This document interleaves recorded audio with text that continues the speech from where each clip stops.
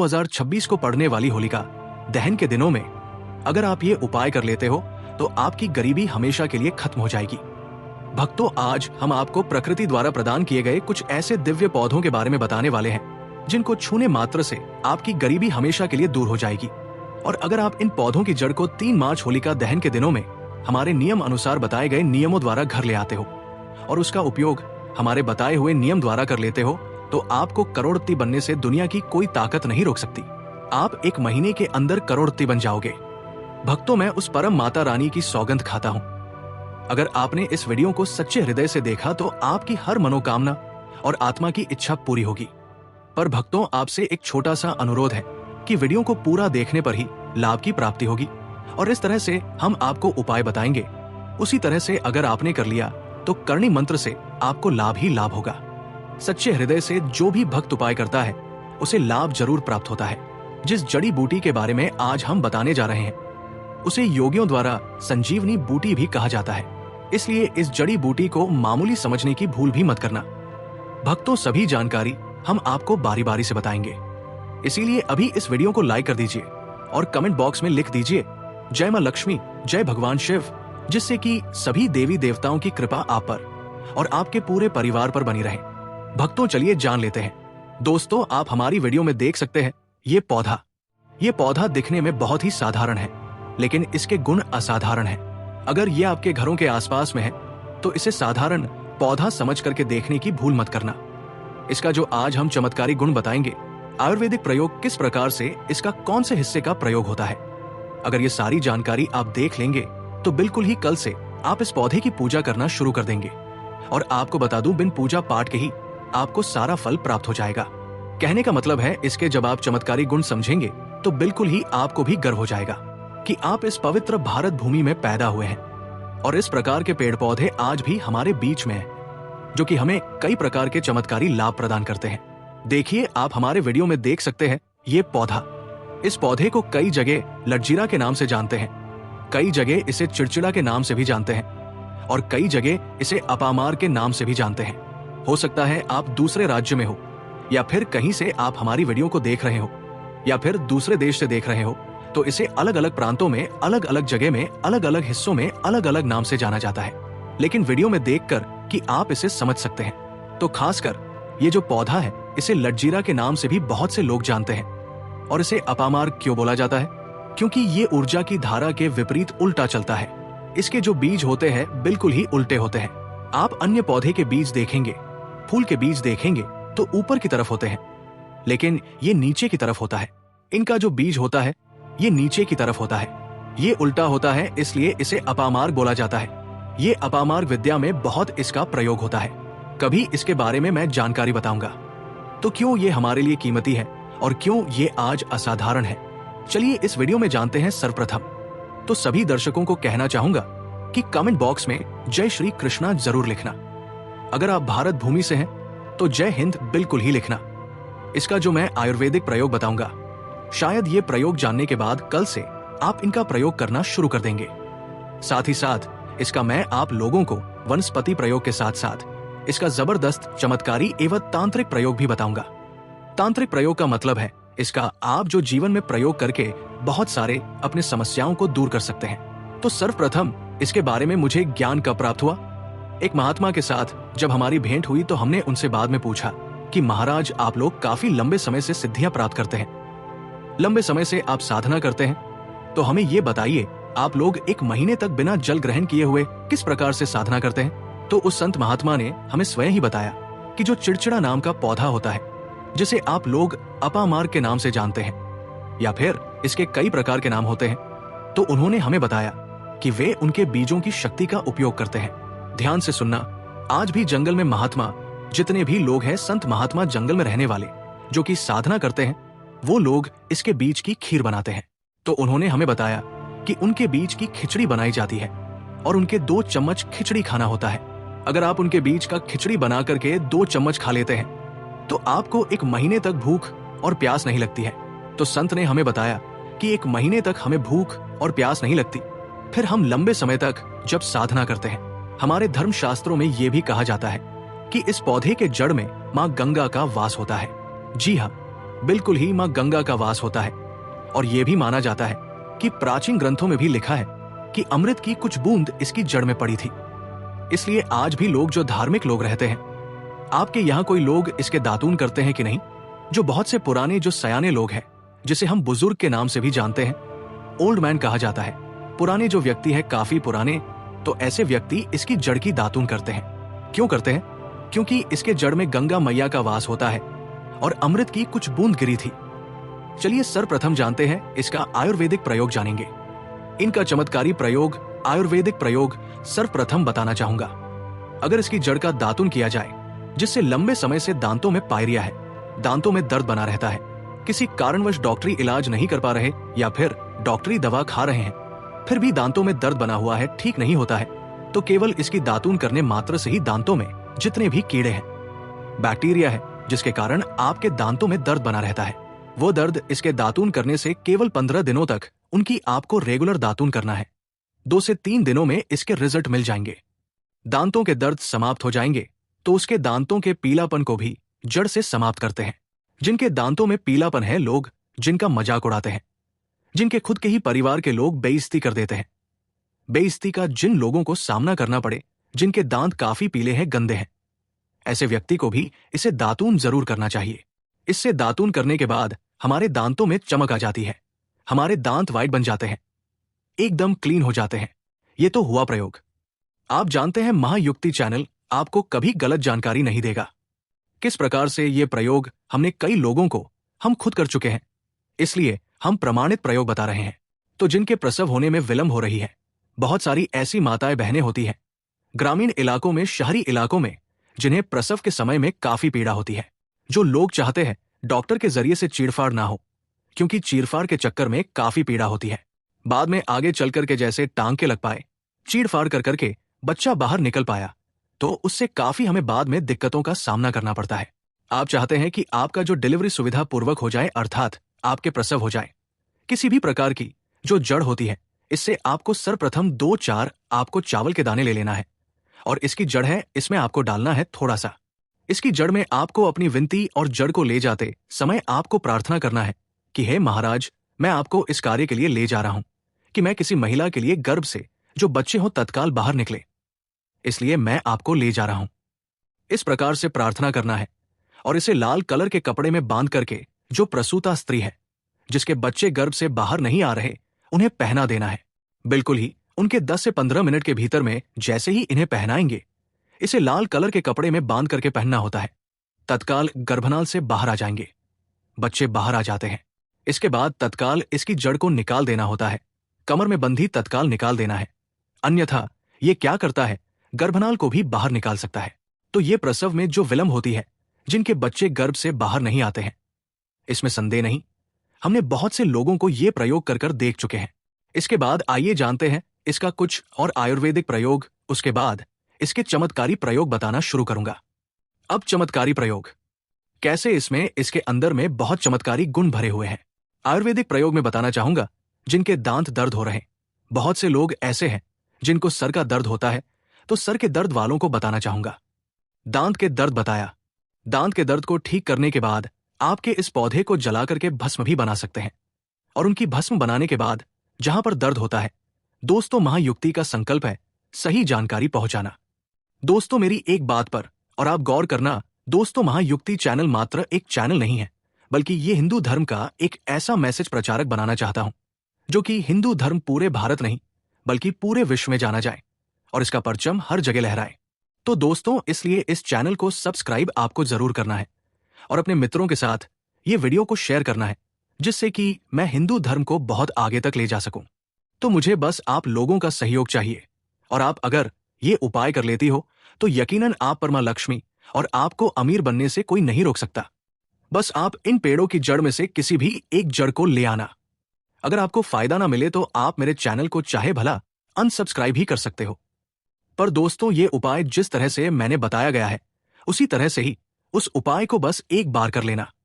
वहां पर इसकी भस्म को लगाइए, बिल्कुल ये दर्द को ठीक करता है, क्योंकि इसके अंदर में ऐसी चमत्कारी शक्तियां पाई जाती है जो कि किसी भी प्रकार का सिर दर्द हो, डिप्रेशन के कारण आ रहा हो, अनिद्रा के कारण आ रहा हो, या फिर पागलपन के कारण, बहुत सारे ऐसे कारण होते हैं। या फिर गर्मी के कारण आ रहा हो, धूप लगने के कारण किसी भी प्रकार का सिर दर्द हो, उसमें रामबाण की तरह ही ये काम करता है। इसलिए मैं आप लोगों को इसका चमत्कारी प्रयोग बताऊंगा। पहला प्रयोग है, जो लोग चाहते हैं कि उनके कार्यभार में उन्हें तरक्की मिले, जैसे कि जो लोग व्यापार वर्ग से जुड़े हुए हैं, जो लोग चाहते हैं जिनका धंधा पानी अच्छे से चले, जिनकी दुकान अच्छी चले, तो ऐसा व्यक्ति क्या कर सकते हैं? इसकी जड़ को रवि पुष्य नक्षत्र में लाना होता है, गुरु पुष्य नक्षत्र में लाना होता है, या फिर कोई शुभ दिन हो, जैसे दीपावली है, होली है, या फिर बहुत सारे शुभ दिन आते हैं। कृतिका नक्षत्र में भी आप इसकी जड़ को ला सकते हैं। तो इसकी जड़ को लाना होता है और इसे लाल कलर के कपड़े में बांध करके आप अपने व्यापार स्थान में रखिए। फिर देखना, जहां 5 ग्राहक आ रहे हैं तो इसकी कृपा से ग्राहकों की भीड़ लग जाएगी।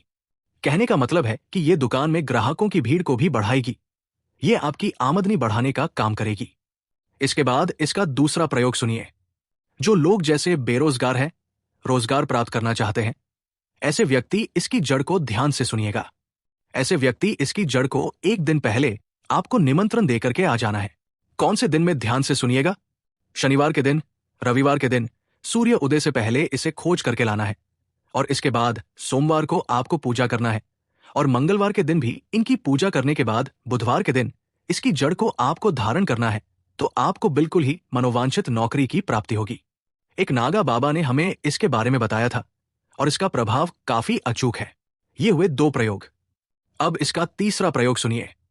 तीसरा प्रयोग क्या है कि आप में से अधिकतर बहुत से लोग हैं जिसे नजर दोष लग जाता है, भूत प्रेत बाधा से ग्रस्त रहते हैं, परेशान हो जाते हैं। तो ऐसा व्यक्ति क्या करे? इसकी जड़ को चांदी के ताबीज में डाल के शनिवार के दिन धारण करे। चांदी के ताबीज में डाल के शनिवार के दिन इसे धारण करे तो किसी भी प्रकार की आपको नजर दोष लगी हो, किसी भी प्रकार की, कई लोग तंत्र क्रिया कर देते हैं, ये बिल्कुल ही आपको नहीं लगेंगे। आप हमेशा सुरक्षित रहेंगे। दोस्तों, वैसे तो इसके अनेक चमत्कारी गुण हैं, और इसके कुछ चमत्कारी गुण जैसे कि बहुत से लोग पैसे में बताना नहीं चाह रहा था, लेकिन चलिए अंतिम प्रयोग के रूप में बता दूंगा। ध्यान से सुनिएगा। तो आप में से बहुत सारे ऐसे लोग हैं जो कि चाहते हैं कि सामने वाले आपको देखकर कि आपकी तरफ वशीभूत हो जाएं, या फिर आपकी ही तरह कार्य करें। आप जो बोले आपके ही अनुरूप कार्य करें। एक काम करना, इसकी जड़ और सफेद दूर्वा घास, ध्यान से सुनना, इसकी जड़ और सफेद दूर्वा घास दोनों को पीस करके तिलक तैयार करना। इसका तिलक लगाना है। इसका तिलक लगा करके अगर आप सभा में जाते हैं तो पूरी सभा आपको देख करके मोहित हो जाएगी। जितने भी पूरी सभा में बैठे लोग हैं वो आपके ही अनुरूप कार्य करेंगे।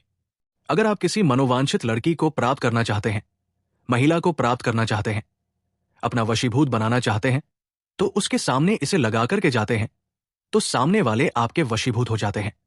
और इसमें कोई संदेह नहीं है, क्योंकि हमारे प्राचीन ग्रंथों में इसके बारे में विस्तार पूर्वक जानकारी मिलती है। लेकिन मैं आप लोगों को इसका सिद्ध विधि नहीं बताऊंगा। इसका सिद्ध विधि के बिना यह अधूरा है, क्योंकि आप में से बहुत सारे लोग इसका दुरुपयोग भी कर सकते हैं। लेकिन इसकी जड़ आप अपने घर में लाके रखते हैं, देव प्रतिमा की तरह उनकी पूजा करते हैं, लाल कलर के कपड़े में बांध करके बस आपको तिजोरी में रख देना है। आपको देखना, आपके शत्रु स्वतः ही शांत हो जाएंगे। दोस्तों, महायुक्ति चैनल को सब्सक्राइब जरूर करें, और हिंदू धर्म की ऐसी बातें जानने के लिए इस चैनल को अपने दोस्तों के साथ शेयर करें, जिससे मैं महायुक्ति के माध्यम से अपने हर एक हिंदू भाई को इस चैनल पर जोड़ सकूं। कौन सी चीज खरीद करके लाना है घर में? तोते का चित्र। तोता का चित्र क्यों खरीद कर लाना चाहिए? इसके पीछे भी एक कारण बताना चाहूंगा। इसमें सकारात्मकता का वास होता है। ऐसा माना जाता है आपके घर में अगर छोटे बच्चे हैं, या फिर अगर आप यूपीएससी की तैयारी करते हैं, कोई अच्छी जॉब के लिए तैयारी करते हैं, और आपका पढ़ने में मन नहीं लगता है, या फिर आपको नींद आने लग जाती है, या फिर बीच बीच में कोई परेशानी आ जाती है, या फिर आपके घर में जो छोटे छोटे बच्चे हैं जिनका पढ़ाई में मन नहीं लगता है, तो तोते का चित्र लाइए और घर की उत्तर दिशा में आप तोते की तस्वीर को बिल्कुल ही वहां पर लगा दीजिए। ऐसा माना जाता है कि उत्तर दिशा में अगर आप नए साल के दिन तोते की तस्वीर घर में लगा लेते हैं तो आपके घर में जो पढ़ने वाले बच्चे हैं उनका मन लगता है, घर में आपसी प्रेम बढ़ने लग जाता है, सभी लोगों की जो आयु होती है वो लंबी हो जाती है, सौभाग्य की प्राप्ति होती है, और तोते को दरिद्रता का नाश करने वाला कहा जाता है। आपके घर में बीमारी है, दरिद्रता है, अर्थात आपके घर में जो गरीबी है उसको ये नाश करने वाला कहा गया है। वास्तुशास्त्र में तोते को बहुत ही उत्तम पक्षी कहा गया है। जिस स्थान पर तोता का चित्र रखा जाता है उस स्थान पर कभी भी दरिद्रता का वास नहीं होता है। तोते की तस्वीर जरूर लाइए। दोस्तों, आपसे एक बात और कहना चाहूंगा कि आप अपनी राशि को हमारे कमेंट बॉक्स में जरूर शेयर करें हमारे साथ, क्योंकि हम आपकी राशि से जुड़े कुछ ऐसे उपाय भी बताते हैं जिनसे आपको धन की प्राप्ति हो और कुछ विशेष रूप से आप पर कृपा हो। या फिर आप ये समझ सकते हैं कि आपको हम कुछ ऐसे उपाय भी बताते हैं एवं तांत्रिक उपाय भी बताते हैं जिनसे आपको लाभ की प्राप्ति हो और आपको कोई भी समस्या हो तो भी आप हमारे कमेंट बॉक्स में हमें बता सकते हैं। सच्चे हृदय से कमेंट बॉक्स में लिखना ना भूलें। जय मां लक्ष्मी। ध्यान से सुनना, हिंदू धर्म में शंख को बहुत ही पवित्र माना जाता है। अब ऐसा क्यों माना जाता है? क्योंकि समुद्र मंथन के दौरान शंख की उत्पत्ति हुई थी और 14 रत्नों में से शंख की भी गणना होती है। शंख भगवान विष्णु जी ने स्वयं धारण किया हुआ है और ऐसा माना जाता है कि जो शंख है इसमें माता लक्ष्मी का वास होता है। जिस घर में शंख होता है, जिस घर में शंख को बजाया जाता है, उस घर का वातावरण पवित्र हो जाता है। वहां पर रहने वाली जितनी भी नकारात्मक शक्तियां होती हैं, उन सबका नाश हो जाता है। शंख नकारात्मक शक्ति को उल्टा सकारात्मक में बदल देता है। इसमें आपका फायदा ही फायदा होता है। नए साल पर अगर आप शंख अपने घर में लाते हैं तो भगवान विष्णु के साथ साथ माता लक्ष्मी भी दौड़ी दौड़ी चली आती है। और खासतौर पर नए साल के पहले ही दिन शंख अवश्य बजे। इससे आपका नया साल जिंदगी भर कभी खराब नहीं होगा। तो साल 2025 या 2026 में प्रथम दिन 1 जनवरी के दिन आपको शंख जरूर घर में खरीद कर लाना चाहिए। मैं तो सभी दर्शकों से कहना चाहूंगा कि घर में शंख खरीद कर अवश्य लाएं, क्योंकि घर में अगर आप शंख रखते हैं तो आपके घर में सर्वप्रथम ये बीमारी से बचाता है। अगर जो छोटे बच्चे चिड़चिड़ापन उनके शरीर में आ गया है तो उसे बचाने का काम करता है। बच्चों के पास शंख बजाने से बच्चों को लगी बुरी नजर दूर भाग जाती है। नए साल पर घर में शंख बजाना मतलब स्वयं अपने समस्त देवी देवताओं को अपने घर में आमंत्रित किया है और वो अब आपका उद्धार करेंगे और वो आपको आशीर्वाद देंगे ताकि आपका नया साल हमेशा खुशनुमा गुजरे। तीसरा, इसका जबरदस्त फायदा है कि आपके घर में तंत्र मंत्र जादू टोना ये कभी लग नहीं सकता। और फायदा यह है कि आपके घर में लक्ष्मी को स्थिर रखने का काम करता है, अर्थात आपके खर्चे को रोकने का काम भी करता है, अतिरिक्त खर्च को रोकने का काम करता है। इसी के साथ पांचवा जो फायदा है जबरदस्त है कि आपके घर में सुख शांति वैभव का वास हमेशा बना रहता है, पूरे वर्ष बना रहता है। तो आप अपने घर में शंख खरीदकर जरूर लाइए, ये आपको बहुत ही ज्यादा बेनिफिट देगा। इसके बाद है गणेश जी की मूर्ति। नए साल पर घर में सुख समृद्धि बनाए रखने के लिए गणेश जी की प्रतिमा खरीदकर जरूर लाना चाहिए, घर में स्थापित करना चाहिए, क्योंकि भगवान गणेश जी को सर्वप्रथमता तो इन्हें सर्वप्रथम बताना चाहूंगा, ये हमारे लिए हमारे आराध्य है। ऐसा माना जाता है कि घर में नए वर्ष के दिन गणेश जी की मूर्ति खरीद कर लाई जाती है तो उस घर में सुख समृद्धि का वास हमेशा बना रहता है। भगवान गणेश बहुत प्रसन्न होते हैं और वो आपकी झोली हमेशा खुशियों से भर देते हैं। जो व्यक्ति सबसे पहले भगवान गणेश का स्मरण करने के बाद ही पूजा पाठ करता है तो वो कभी दुखी नहीं रहता, उसकी झोली चारों दिशाओं से भरी रहती है। ऐसे में आपका नया साल शुभ और मंगलमय गुजरेगा। दोस्तों, मैं भी खासतौर पर नए साल के अवसर पर भगवान गणेश को अवश्य अपने घर में लेकर आता हूं और आप भी नए साल पर जरूर लेकर आएं, क्योंकि भगवान गणेश को विघ्नहर्ता कहा जाता है, जो सभी विघ्न को हर लेते हैं। दुखी व्यक्ति का सहारा है श्री गणेश। आप उनकी उंगली एक बार थाम कर देखें, आप हमेशा हर जगह जीत पाओगे, क्योंकि भगवान गणेश जी को सर्वप्रथम पूजनीय, सर्वप्रथम पूजा करने का अधिकार प्राप्त है। हमारे लिए पूजनीय देवता है। गणेश जी को भगवान मंगलकारी स्वरूप कहा गया है। भगवान गणेश जी के जो स्वरूप मंगलकारी कहे गए हैं, हमेशा मंगल ही प्रदान करते हैं। आप चाहते हैं कि आपके जीवन में मंगल बना रहे, आपके जीवन में धन का अभाव दूर हो, तो भगवान गणेश जी की तस्वीर या उनकी मूर्ति घर में नए वर्ष के दिन खरीदकर जरूर लाइए। लेकिन याद रहे, भगवान गणेश की मूर्ति या फिर तस्वीर बैठी हुई अवस्था में ही होनी चाहिए। हिंदू धर्म में तुलसी के पौधे को पवित्र माना जाता है और मान्यता है कि नियमित रूप से तुलसी के पौधे की पूजा आरती करने से भगवान विष्णु और माता लक्ष्मी की कृपा हमेशा बनी रहती है। नए वर्ष पर तुलसी का पौधा घर में अवश्य लाइए, इससे घर में शुभ और मंगल का आगमन बना रहता है। देखिए, माता लक्ष्मी को धन की देवी माना जाता है, परंतु धन देने का अधिकार भगवान विष्णु को है और किसकी किस्मत में और किसको कितना धन देना है ये भगवान विष्णु तय करते हैं। इसलिए जो तुलसी सेवा करता है उसके ऊपर भगवान विष्णु की कृपा हमेशा बनी रहती है। मैं सभी दर्शकों को बताना चाहूंगा कि जिनकी आध्यात्मिक उन्नति नहीं हो पा रही है, जो लोग आगे नहीं बढ़ पा रहे हैं, जो लोग चाहते हैं कि एक नई सुबह के साथ नए कल की शुरुआत हो, नया साल उनके लिए काफी अच्छा गुजरे, मंगलमय साबित हो, तो नए वर्ष के दिन आप जो है किसी योग्य मंदिर के पास में जाइए, और एक दो तुलसी के पौधे लगाइए। आप अपने घर में भी एक तुलसी का पौधा लगाइए। यदि आप चाहते हैं तो वृक्ष भी नव वर्ष के दिन लगाइए। जैसे जैसे वृक्ष बढ़ेंगे वैसे वैसे आपकी भी आध्यात्मिक उन्नति होना शुरू हो जाएगी, क्योंकि पेड़ पौधों में भगवान विष्णु और माता लक्ष्मी का वास होता है। वो सदैव आपकी झोली खुशियों से भर देंगे। नया साल आपका खूबसूरत गुजरेगा। तुलसी के पौधे के साथ साथ कोई वृक्ष लगाइए, या फिर कोई वृक्ष नहीं लगाना चाहते हैं तो तुलसी का पौधा भी मंदिर के पास जाकर के लगाइए।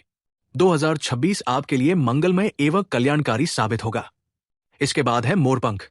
भगवान कृष्ण का सबसे प्रिय आपने देखा होगा, मोर का पंख भगवान मुकुट में धारण करते हैं। तो ऐसा माना जाता है कि मोर पंख से भी मां लक्ष्मी खींची चली आती है। तो नए वर्ष के दिन उत्तर दिशा में अपने घर में मोर का पंख लाकर लगा दीजिए। बिल्कुल उत्तर दिशा में अगर आप इसे लगाते हैं तो आपके घर में नेगेटिव शक्ति को खींचने का काम करेगा। ये पंख नकारात्मक शक्ति को नष्ट कर देता है। आपके घर में पॉजिटिविटी को तेजी से बढ़ाने का काम करेगा। इसके बाद है चांदी का हाथी। नए साल के दिन आप अपने घर में ज्योतिष की सलाह बिल्कुल ले लीजिए, लेकिन अगर आप चांदी का हाथी घर में खरीद कर लाते हैं तो व्यापार और नौकरी दोनों में उन्नति होती है। घर में शांति तथा सुख का वास हमेशा बना रहता है। हर व्यक्ति चाहता है कि उसके घर में सुख शांति और वैभव का वास हमेशा बना रहे। चांदी आप अपने घर में खरीद कर लाते हैं तो इससे भी आपके घर में सुख और शांति बनी रहती है। चांदी का हाथी धन, लक्ष्मी तथा भगवान गणेश को घर की ओर आकर्षित करने का कार्य करता है। दोस्तों, आपने अभी तक हमारी वीडियो को लाइक ना किया हो तो जरूर कर दें। इसके बाद है धातु का कछुआ। सबसे पहले तो आप अपने घर में धातु कछुआ बिल्कुल ही 1 जनवरी के दिन ले लीजिए, और कुछ लोग मिट्टी तथा कुछ लोग लकड़ी का छोटा सा कछुआ घर में खरीद कर लाते हैं। ये बिल्कुल ही सही नहीं है। धातु का कछुआ हमेशा अच्छा होता है। धातु में कौन कौन सी, जैसे कि चांदी है, पीतल है, आप इन धातु के कछुए ला सकते हैं। बहुत ही शुभ और मंगलकारी कहा गया है। लाजमी है जिस घर में कछुआ होगा वहां पर लक्ष्मी अस्थायी रूप से वास करती है। दोस्तों, नव वर्ष नए साल पर इन वस्तुओं को लाना बहुत ही शुभ माना गया है। आपको नव वर्ष के दिन में से कोई भी एक वस्तु अवश्य लानी चाहिए। उससे घर में सुख शांति और समृद्धि बनी रहती है और लक्ष्मी मां की कृपा बनी रहती है। दोस्तों, वीडियो को पूरा ही देखें, अन्यथा आपको असंपूर्ण ज्ञान की प्राप्ति होगी। और आपने ये तो सुना ही होगा कि अधूरा ज्ञान हमेशा खतरनाक ही साबित होता है। इसलिए आखिरी में इस वीडियो में मैं कुछ ऐसे आपको वृक्ष भी बताऊंगा जिन्हें छूने से आपकी गरीबी तत्काल दूर हो जाएगी, जो आपको 1 जनवरी के दिन छू कर आ जाना है। चलिए दोस्तों, ये भी जान लेते हैं कि आखिर कौन से हैं वो वृक्ष जिन्हें हम 1 जनवरी या फिर नए साल के दिन अगर छू लेते हैं तो तत्काल हमारी गरीबी कैसे मिट सकती है और मां लक्ष्मी का और भगवान विष्णु का आशीर्वाद हमें कैसे प्राप्त हो सकता है। तो दोस्तों, इसके लिए हम आपको बता दें कि आप ये तो जानते ही होंगे कि वट सावित्री जो माताएं बहनें होती हैं, जो वट सावित्री का व्रत रखती हैं, तो इसमें आपने देखा होगा हमारी माताएं बहनें पीपल के पेड़ की पूजा करती है। दोस्तों, पीपल के पेड़ में भगवान विष्णु का वास होता है, यानी कि धन के राजा भगवान विष्णु का वास होता है। जी हाँ दोस्तों, आपको मैं बता दूं कि मां लक्ष्मी धन की देवी है और किसको कितना धन देना है ये विष्णु भगवान ही तय करते हैं कि किसके भाग्य में कितना धन देना है। तो आपको जो पीपल का वृक्ष होता है, न्यू ईयर के दिन या फिर आप कह सकती है कि 1 जनवरी के दिन इस वृक्ष को छूने मात्र से आपकी गरीबी दूर हो सकती है। दोस्तों, क्योंकि आप ये तो जानते ही है कि भगवान विष्णु का इसमें वास होता है, मां लक्ष्मी की इसमें असीम कृपा होती है। तो दोस्तों, आप ये समझें कि जब आप विष्णु भगवान के प्रिय हो सकते हैं तो मां लक्ष्मी आप पर कृपा क्यों नहीं करेंगी और आपको धन प्रदान क्यों नहीं करेंगी।